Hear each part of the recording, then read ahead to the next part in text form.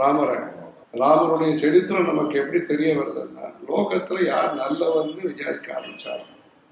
கோன்வஸ்மின் சாம்பிரதம் லோகே குணவான் கஷ்ட வீரியவான் தர்மஜ்ஞ கிருதஜ்ஞ சத்தியவான் கோ திருடவிரதா சாரித்ரேணச்ச கோயுக்தா அப்படின்னு சொல்லி ஒரு லிஸ்ட் பெருசா சொல்றோம். அந்த மாதிரி என்னென்ன பண்புகளோடு கூடியவர் யார் இந்த உலகத்துல? சாம்பிரதம் லோகே குணவான் கஷ்ட வீரியவான். குணமும் இருக்கணும், வீரமும் இருக்கணும். வீரம் இருந்து குணம் இல்லை, குணம் மாத்திரம் இருக்கு, வேலைக்காகாது, சாது ஒன்றும் பெருசா பலமும் இல்லை அப்படின்னு. ஆக எல்லாம் சேர்ந்தவர் யாரு அப்படின்னு தேட ஆரம்பிச்சோம். இந்த தேட ஆரம்பிச்சதுல யார்கிட்ட கேட்டா தெரியும்னா, எல்லா இடத்துக்கும் போய் பார்க்கிறவர் யாரு?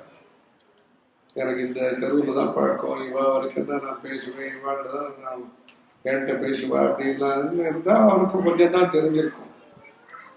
எல்லா இடத்துக்கும் போய் சுத்துறவர், எல்லா இடத்துலும் அனுமதி. இவர் போகணும்னு நினைச்சாலும் இன்னும் விட்டு வேற ஏதாவது போட்டிருந்தா அவர் போக முடியாது. அதுல எல்லா இடத்துலையும் பிரவேசம் உடையவர் நாரதர். எல்லா இடத்துலையும் போய் இவரதை விட மாட்டேன், அங்கேயும் போய் நாராயண நாராயணன்னு அவர் சொல்றது சொல்லிட்டு அவர் பக்தி பிரச்சாரம் எல்லா இடத்துலையும். அவரையும் யாரும் வேண்டாம் சொல்ல மாட்டார். அது பயந்துன்றது இல்லை, என்னமோ அவர்கிட்ட ஒரு கௌரவம் வச்சுருக்கோம்.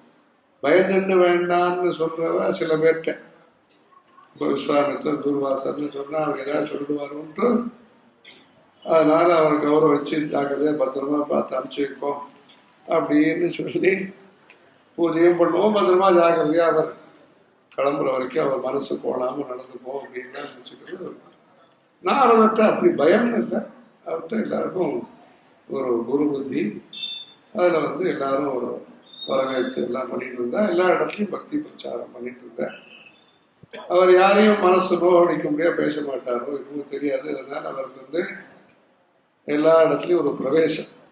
ஆனா அவரை கேட்டா தெரியும் யாரு லோகத்துல நல்லவா அப்படின்னு சொல்லி கேட்க ஆரம்பிச்சதுல ராமரை பத்தி அவர் சொல்ல, வால்மீகி முடிபுங்கவம் கோன்வஸ்மின் அப்படின்னு சொல்லி வால்மீகி ரிஷி கேட்க நாரதர் சொல்லி, நாரதர் மூலமாக உலகத்துக்கு அறிமுகப்படுத்தப்பட்டவர் ராமர்.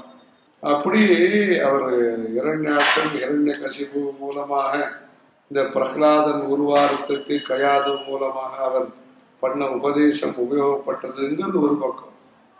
இந்த ராமாயணத்தையும் பிரவர்த்தகர் நாரதர்.